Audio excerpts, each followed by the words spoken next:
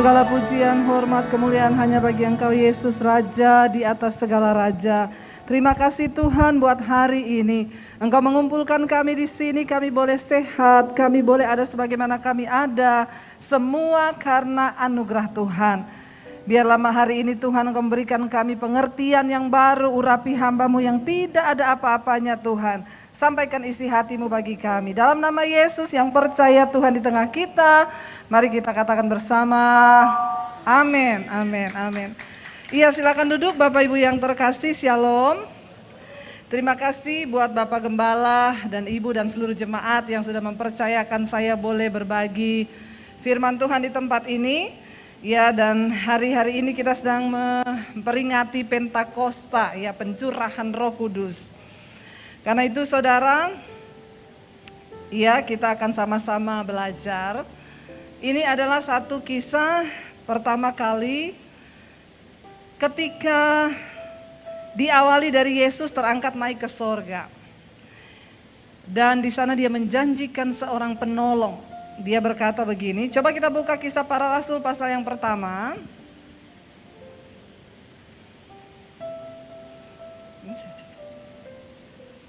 Saya tetap pakai masker ya Pak. Iya, Kisah Para Rasul yang pertama ayat yang ke-6, ya, di sana judul perikopnya Yesus terangkat naik ke sorga. Ayat yang ke-6 kita baca bersama, maka bertanyalah mereka yang berkumpul di situ. Jadi ketika Yesus itu mau terangkat naik ke sorga, banyak orang yang ada di sekelilingnya. Mereka bertanya begini, ya, maka bertanyalah mereka yang berkumpul di situ, Tuhan, maukah Engkau pada masa ini memulihkan kerajaan bagi Israel? Jadi ternyata kerinduan orang-orang untuk Israel bisa dipulihkan itu sudah dari zaman dulu. Ya, jadi saudara, hari ini Israel sedang memanas atau apa, kita nggak usah ikut-ikutan lah, kita cukup berdoa, amin. Ya, nggak usah ikut-ikutan, kita cukup berdoa karena dari dulu pun sudah ditanyakan ini. Lalu Yesus menjawab kepada mereka tuh apa saudara? Ayat yang ke-7 ini menarik pertanyaan Yesus. Jawabnya, Yesus berkata apa? Engkau tidak perlu mengetahui masa dan waktu yang ditetapkan Bapa sendiri menurut kuasanya. Dengan kata lain, Yesus menjawab kepada murid-muridnya, kalau pakai bahasa saya nih, bahasa yang sederhana, Yesus bilang gini, ndak usah kepo. Amin. Kamu tidak perlu tahu, bukan urusanmu. Nggak perlu kamu tahu, karena itu adalah waktu yang ditetapkan Bapa. Lalu bagianmu itu apa? Yesus berkata kepada mereka ayat yang ke-8, tetapi kamu akan menerima apa? Kuasa. Yesus berkata kepada mereka, bagianmu itu ini loh. Terima kuasa. Kalau Roh Kudus turun ke atasmu, kita diberikan kuasa untuk apa saudara? Baca bersama. Kalau Roh Kudus turun ke atasmu, kamu akan menjadi saksiku di mana? Di Yerusalem dan di seluruh Yudea dan Samaria dan sampai ke ujung bumi. Dengan kata lain Yesus bilang, kamu gak usah repot mikirin Israel dipulihkan. Bagianmu minta kuasa Roh Kudus. Karena ketika Roh Kudus turun ke atasmu, engkau akan diberikan kuasa untuk menjadi apa? Saksi Tuhan. Di mana pertama? Dimulai dari Yerusalem. Saudara, bagian kita hari-hari ini, mari kita berdoa biar Roh Kudus penuhi hidup kita, agar kita menjadi saksi bagi keluarga kita lebih dahulu. Ada banyak orang terlalu repot mikirin yang di luar. Ya, pengen jadi berkat buat bangsa-bangsa. Pengen jadi berkat buat Hong Kong, buat Bangkok, buat saudara. Hello, Tuhan mau pertama kali jadi dulu berkat di dalam rumah tanggamu. Sebagai suami, apakah engkau sudah menjadi suami yang menjadi imam di dalam keluarga? Sebagai istri, apakah engkau sudah menjadi istri yang menjadi berkat di dalam rumah tangga, menjadi pohon anggur yang manis berbuah bagi suami dan anak-anak? Amin. Nggak usah muluk-muluk, ya. Nggak usah berpikir yang terlalu wow. Kita mulai start dulu dari dalam keluarga kita sendiri. Apakah kita sebagai anak, kita sudah menjadi anak yang berbuah di dalam keluarga? Tuhan Yesus berkata, Allah Bapa berkata kepada jemaat, kepada orang-orang Israel di kitab Yehezkiel. Tuhan berkata kepada Yehezkiel, engkau bernubuat bagi bangsa ini. Katakan kepada mereka, mereka itu seperti pohon anggur yang waktu mereka masih hidup aja, batangnya itu tidak berbuah. Batangnya tidak bisa dipakai untuk apa-apa. Dan apalagi ketika dia sudah mati, dia cuma dibakar dan menjadi abu. Jadi pohon anggur yang tidak berbuah, kata Tuhan Yesus pun kepada murid-muridnya. Pohon itu kalau tidak berbuah, untuk apa? Selama engkau masih hidup saja, kata Tuhan, engkau sudah tidak berdampak apa-apa, apalagi kalau sudah mati. Saudara, kita diberikan Tuhan kesempatan hidup, ayo kita berdampak. Di dalam keluarga, jadilah suami yang membawa istri dan anak-anak kepada Tuhan, takut akan Tuhan. Kemarin ada seorang ibu yang konseling kepada saya, telepon, Bu, mau konseling Bu, kenapa akhir-akhir ini suami saya berubah? Berubah jadi apa? Aneh Bu, aneh. Pokoknya biasanya kita tiap weekend itu pergi satu keluarga, kita makan bareng. Sekarang gak mau. Di rumah itu kerjaannya pegang HP terus. Bapak-bapak yang di sini tidak, amin. Tolong aminnya agak pede gitu ya.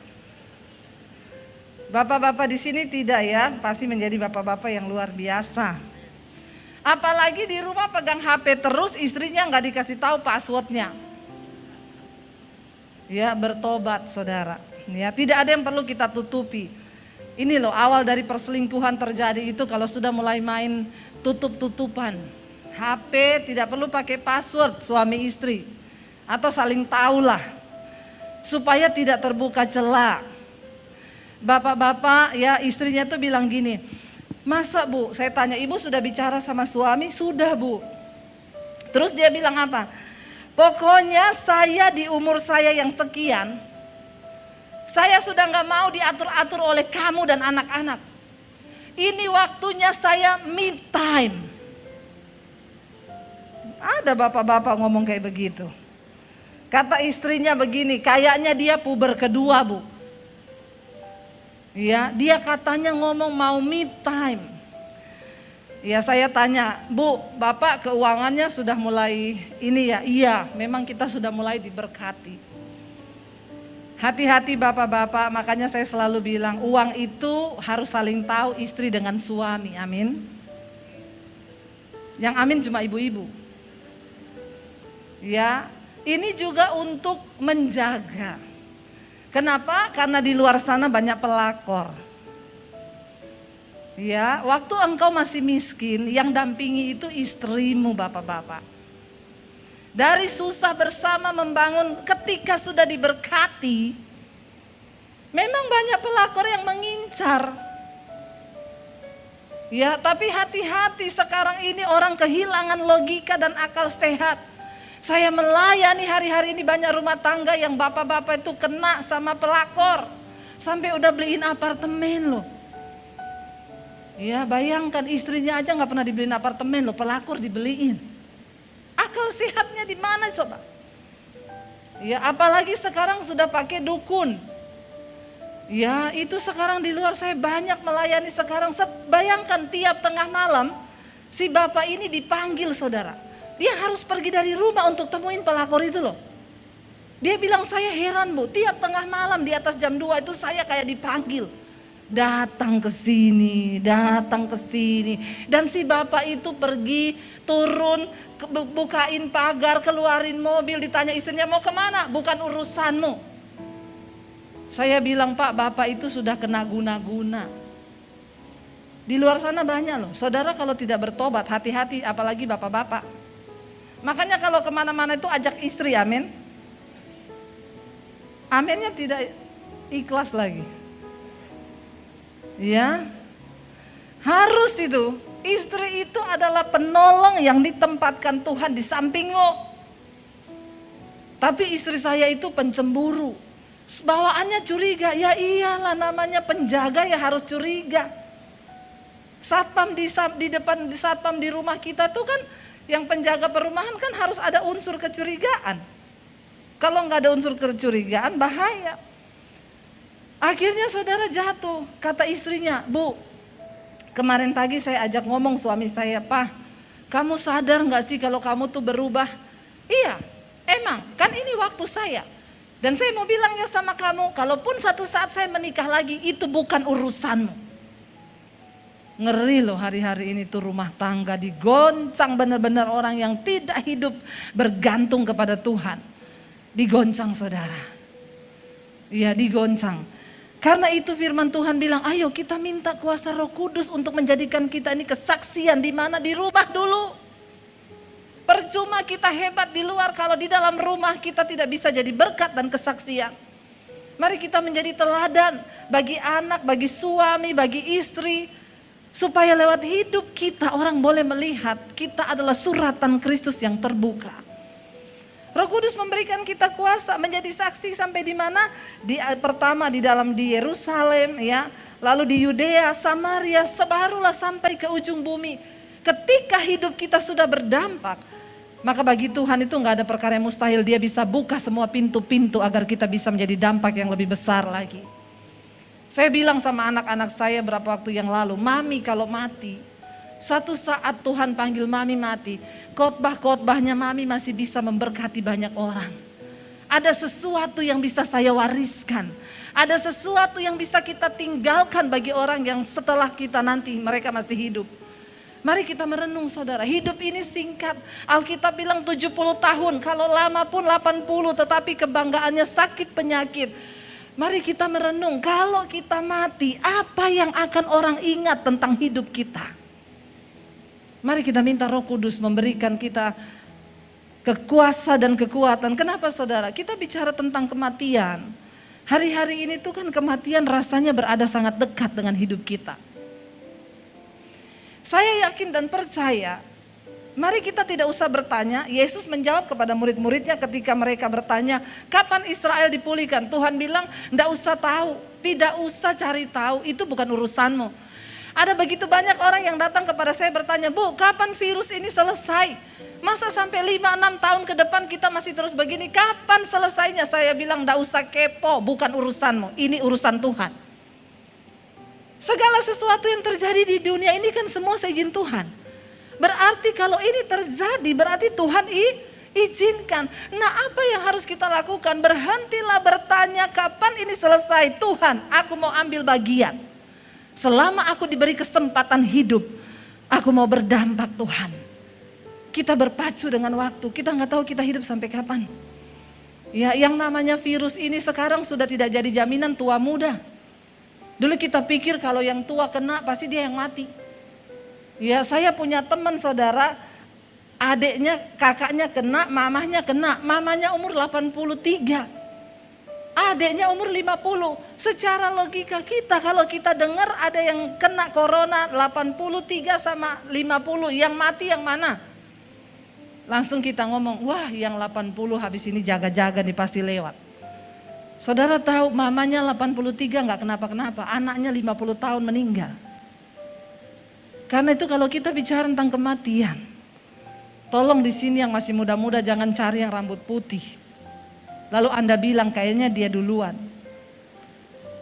Mati gak tunggu harus tua.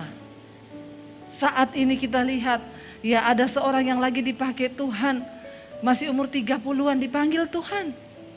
Kita nggak pernah tahu kapan waktunya kita. Bagian kita, yuk kita hidup jadi saksi yuk. Sebagai suami jadilah suami yang benar dalam rumah tanggamu. Sebagai istri jadilah istri yang benar dalam rumah tanggamu. Sebagai anak-anak muda di sini saya lihat banyak. Jangan menjadi beban bagi orang tuamu. Hari-hari ini ada begitu banyak orang tua datang kepada saya, Bu, saya stres dengan anak saya. Nggak bisa lagi dibilangin, Bu. Dia pacaran sembarangan, saya ngomong, saya dilawan, bahkan dia ancam kalau dia dilarang, dia akan pergi dari rumah. Umur 14 tahun pergi sama pacarnya, nggak pulang berbulan-bulan. Ibunya bilang, saya Bu kecewa sama anak saya. Di hari tua saya, kenapa saya harus bersedih memikirkan anak? Dengar anak muda, engkau harus menjadi anak yang menjadi saksi di tengah keluargamu. Jangan cuma hebat di gereja, tapi kita jadi orang-orang yang menjadi kesaksian di dalam keluarga. Saya bilang sama ibu itu, Bu, gak usah terlalu pusing dengan anak. Kita memang harus bergumul. Saya tahu ibu berdoa, tapi ingat Bu, kita gak bisa ubah dia, hanya Tuhan. Dan setiap orang itu pasti akan berproses pribadi-pribadi dengan Tuhan. Ibu cukup ingetin firman, selebihnya biar dia yang membayar harga. Istri gak bisa gandeng suami ke sorga, suami juga tidak bisa gandeng istri. Anak gak bisa gandeng orang tua. Pada akhirnya kita semua akan berdiri secara pribadi-pribadi untuk mempertanggungjawabkan hidup kita di hadapan Tuhan. Ibunya kemarin ngomong, apa yang harus saya lakukan Bu Debbie? Dia udah bilang kalau dia menikah lagi itu bukan urusan kamu. Saya bilang, Bu, yang ibu bisa lakukan sekarang hanya berdoa. Berpuasa bagi suami ibu. Iya, saya sudah berdoa terus. Ibu doanya sekarang begini, Tuhan hajar suamiku dengan caramu Tuhan. Supaya dia bertobat. Ibu-ibu yang ada di tempat ini, kalau suamimu macam-macam doa, Tuhan hajar suamiku. Amin ibu-ibu. Biar bapak-bapaknya takut. Lalu ada suami yang WA ke saya, Bu Debbie, saya balas iya. Ibu itu sesat ya, kenapa? Masa ibu ngajarin istri saya doa supaya Tuhan hajar saya dengan cara Tuhan? Saya bilang salahnya di mana Pak? Alkitab berkata Tuhan itu menghajar orang yang dikasihi dan dianggapnya sebagai anak. Bapak jangan terlalu pede dulu, belum tentu Tuhan mau hajar Bapak. Hello? Cuma orang yang dia anggap anak, yang dikasihinya itu yang dihajar. Kalau orang hatinya sudah bebal, terus hidup dalam dosa, maaf Tuhan juga gak mau ajar, biarin aja tiba-tiba binasa. Makanya saya mau bilang sama Bapak Ibu yang ada di tempat ini, tinggalkan dosamu, bertobat. Kita gak pernah tahu umur kita sampai kapan. Iya, kalau Tuhan masih hajar kita, masih bersyukur. Ya, kemarin ada seorang bapak yang berselingkuh. Dia hubungi saya, Bu Debbie, saya mau ketemu ibu. Kenapa? Saya nonton khotbah, ibu saya jadi takut Bu. Saya mau bertobat ibu. Oke, kita ketemu di mana? Ajak istri bapak, kita ketemu bertiga. Ketemu. Dulu saya ini perokok berat Bu. Istri saya berdoa supaya saya berhenti merokok. Tiba-tiba saya kena serangan jantung. Akhirnya dipasang ring. Karena cara itulah akhirnya saya berhenti merokok. Nah sekarang saya selingkuh Bu. Istri saya sudah berdoa. Saya bilang jangan tunggu Pak. Tuhan cabut jantungmu, malah mati loh. Kalau Tuhan masih kasih kesempatan hidup, bertobat. Apa yang harus saya lakukan sekarang ibu? Blok nomor pelakor itu. Tapi dia tahu nomor saya, ganti nomor Bapak kalau perlu. Jangan main-main dengan dosa saudara. Tuhan menghajar orang yang dikasihinya. Kalau dia sudah tidak mengasihi kita, nggak dihajar. Ada orang dosa-dosa aja tiba-tiba mati. Tapi kalau hari ini Tuhan masih menghajar kita, saya percaya virus ini adalah bagian dari teguran Tuhan untuk semua umat manusia. Supaya apa? Kita berbalik dan bertobat kembali kepada Dia. Amin. Roh Kudus memberikan kita kuasa untuk hidup menjadi saksi. Saudara, akhirnya makanya Yesus berkata kepada murid-muridnya, jangan kamu pergi dulu untuk melayani sebelum kamu tunggu dan mengalami kuasa Roh Kudus itu turun atas hidupmu. Sehingga kita tahu akhirnya di peristiwa Pentakosta itu pencurahan Roh Kudus, rasul-rasul diberikan karunia, mereka mulai berbahasa-bahasa yang baru. Orang semua tercengang melihat kenapa mereka bisa berbicara dalam bahasa kita. Dan akhirnya terjadi banyak mujizat. Lalu ketika mereka sudah dipenuhi Roh Kudus, Alkitab berkata setelah hari Pentakosta itu, Petrus mulai dengan lantang berkhotbah. Waktu Roh Kudus turun ke atasnya, siapa Petrus sebelumnya? Dia adalah seorang yang pernah menyangkal Yesus 3 kali. Ketika Yesus ditangkap, dibunuh, ditanya, kamu juga anak buahnya kan? Saya sering lihat loh kamu sama-sama dia. Petrus bilang, enggak, saya enggak kenal dia, sumpah saya enggak kenal. Akhirnya sampai dia menyangkal yang ketiga kali, lalu ayam berkokok. Teringatlah Petrus akan apa yang Yesus katakan. Tetapi ketika Roh Kudus penuhi Petrus, saudara, dia mulai berkhotbah. Kisah Rasul pasal yang kedua ayat 41 berkata begini. Orang-orang yang menerima perkataannya itu memberi diri dibaptis. Petrus mulai mengingatkan. Petrus berkata, ingat, ini adalah penggenapan dari kitab Yoel, di mana dikatakan pada hari-hari terakhir aku akan mencurahkan rohku ke atas anak-anak muda, teruna-teruna, orang tua akan dapat mimpi. Kamu harus bertobat, kata Petrus, dan serahkan dirimu untuk dibaptis agar engkau menerima pengampunan dosa dan supaya Roh Kudus bisa turun ke atasmu. Lalu Petrus berkhotbah, ayat 41 dikatakan, orang-orang yang menerima perkataannya itu memberi diri apa? Dibaptis. Dan pada hari itu jumlah mereka bertambah kira-kira berapa? 3.000 jiwa dalam satu hari. Wow. Waktu saya membaca ayat ini saya terbakar hati saya. Kenapa saudara? Petrus sekali khotbah 3.000 yang bertobat. Zaman sekarang pendeta 3.000 kali khotbah, untung-untung satu yang tobat. Tidak tahu apa yang terjadi sekarang. Karena itu pemberitaan firman tanpa pengurapan Roh Kudus hanya akan menjadi ceramah yang tidak ada kuasa apa-apa. Pemimpin pujian engkau nyanyi tanpa pengurapan Roh Kudus, lebih bagus dengar dangdut di luar sana. Pemain musik tanpa pengurapan Roh Kudus, engkau tidak akan bisa berdampak dan menjamah sampai ke roh seseorang. Apa yang membuat semua menjadi berbeda? Ketika ada Roh Kudus yang mengurapi saudara dan saya. Kita butuh Roh Kudus. Apapun yang kita lakukan dengan pengurapan Roh Kudus itu akan menjadi sesuatu yang berbeda. Saya mengucap syukur hari-hari ini.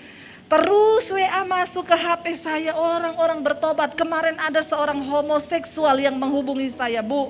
Saya mau bertobat, Bu. Sejak 9 tahun saya sudah terikat dengan dosa homoseksual.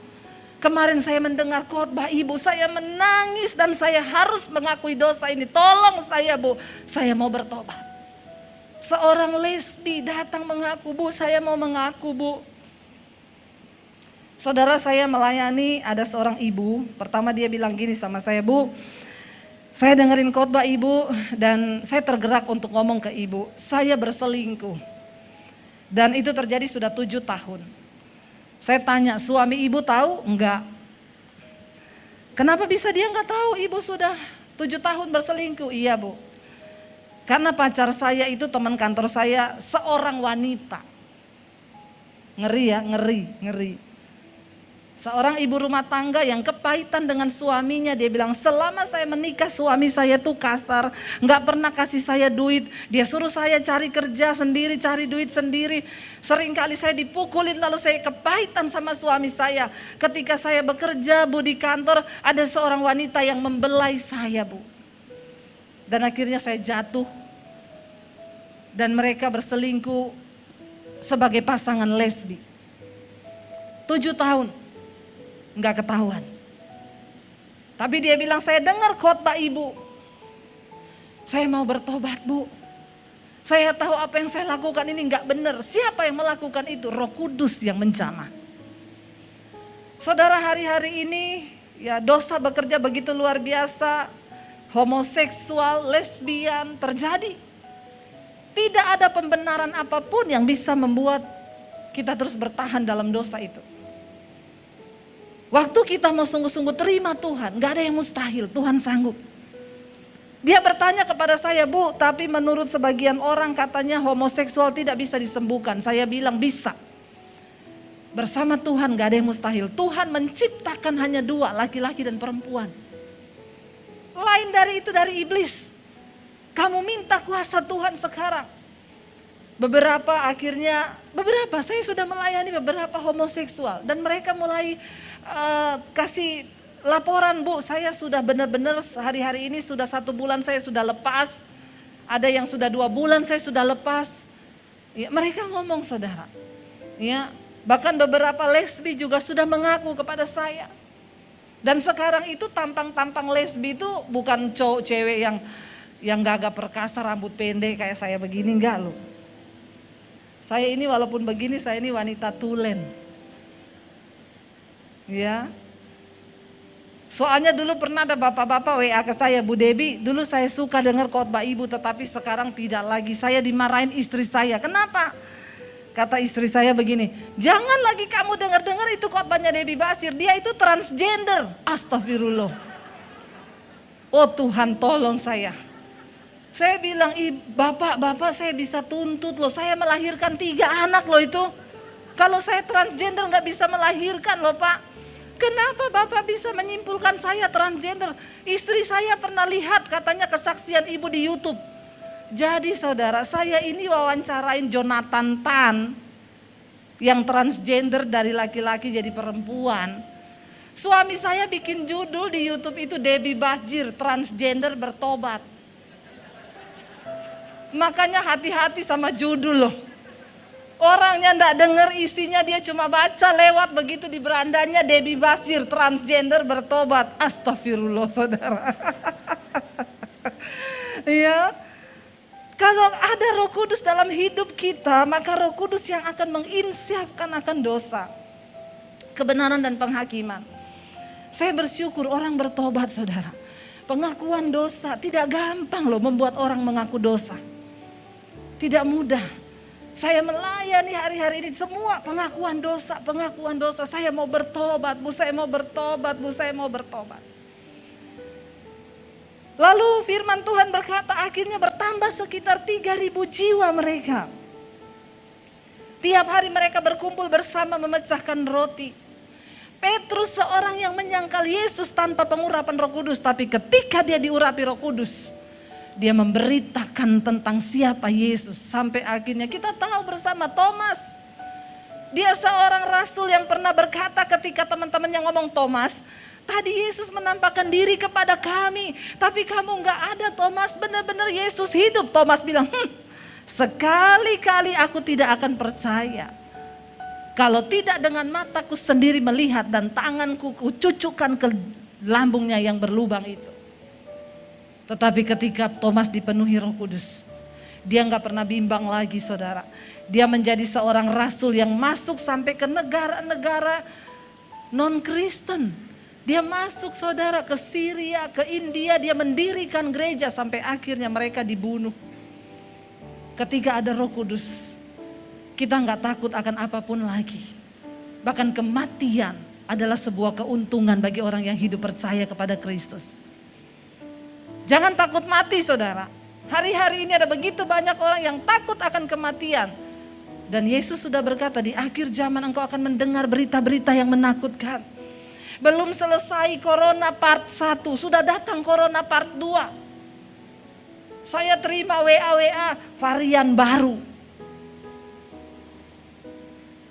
Bermultiplikasi. Corona semakin kuat, saya balas. Kuasa Tuhan tidak pernah berubah. Mau virus berubah sehebat apa, kuasa Tuhan itu tetap sama. Mari kita pegang iman kita. Di saat dunia bergoncang, ketakutan datang menghimpit, Tuhan tidak pernah berubah bagi setiap kita yang mau sungguh-sungguh percaya. Amin. Kita harus sampai di satu level berkata, Tuhan bagiku hidup adalah Kristus, mati itu untung. Kita gak pernah tahu siapa yang akan duluan kita dipanggil menghadap Tuhan, tapi kematian bagi orang yang percaya adalah sebuah keuntungan.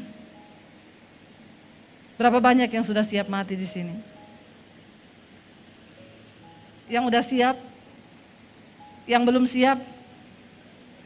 Yang bingung? Ya, jangan bingung saudara. Mari kita persiapkan hidup. Bagaimana caranya mempersiapkan diri? Hidup kudus. Kejar perkenanan Tuhan. Minta Roh Kudus mengurapi kita, buang segala kepahitan yang dapat menghalangi kita untuk mencapai perkenanan Tuhan. Mari kita bebaskan semua hal yang tidak bisa membawa kita kepada pengurapan Roh Kudus, kita buang. Petrus berkata, ya kalau kita lihat Petrus berkata kepada mereka jemaat yang pada waktu itu ada, Kisah Rasul pasal yang kedua ayat 38, jawab Petrus kepada mereka, bertobatlah.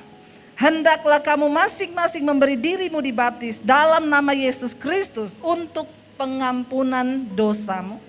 Maka kamu akan menerima karunia Roh Kudus.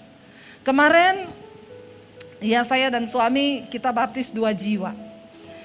Tadinya istrinya WA ke saya, Bu Debbie, saya dan suami adalah pendengar setia dari khotbah-khotbah ibu di YouTube. Jadi saya dan suami memutuskan untuk kami mau dibaptis, Bu.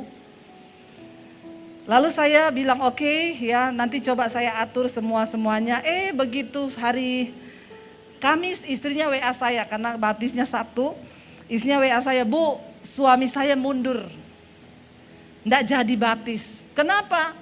Masih banyak pertimbangan. Hari Jumat saya WA lagi, gimana Bu? Saya bisa telepon gak sama suami Ibu? Saya mau ngomong. Nggak mau, Bu. Saya sudah bilang Bu Debbie mau telepon, mau ngomong soal baptisan. Nggak mau. Saya pokoknya saya sudah menetapkan hati saya nggak mau baptis. Kamu aja yang baptis.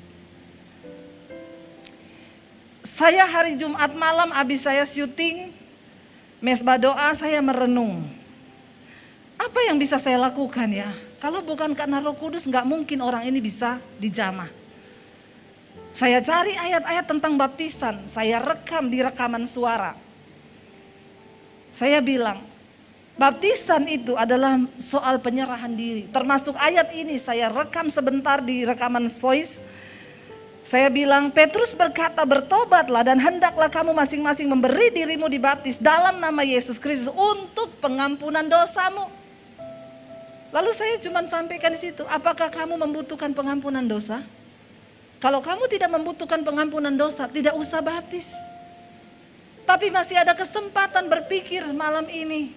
Serahkan hidupmu kepada Tuhan supaya Roh Kudus bisa memenuhi hidupmu. Saya kirim beberapa pesan suara. Kemarin pagi istrinya WA saya, Bu, puji Tuhan. Kenapa? Suami saya akhirnya mau nanti sore kami berdua sama-sama dibaptis. Wow, saya senang saudara, puji Tuhan. Roh Kudus bekerja. Hari-hari ini begitu banyak orang datang, Bu, saya mau menyerahkan diri dibaptis. Bu, saya mau menerima Tuhan, saya mau, Bu, saya mau. Saudara, jangan sampai kita yang sudah Kristen dari awal, jangan sampai kita ketinggalan. Mari kita sungguh-sungguh bertobat, kata Petrus, bertobatlah dan hendaklah kamu masing-masing memberi dirimu dibaptis dalam nama Tuhan Yesus untuk pengampunan dosamu.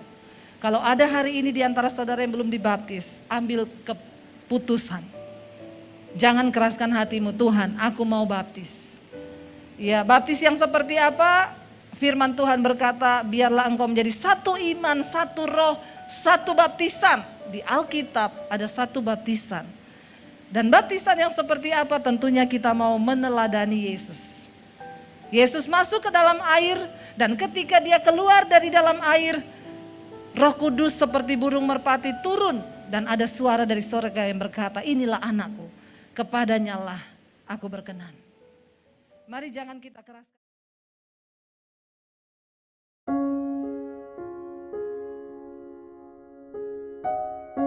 Terima kasih sudah menonton isi khotbah dari Pendeta Ibu Debbie Bashir.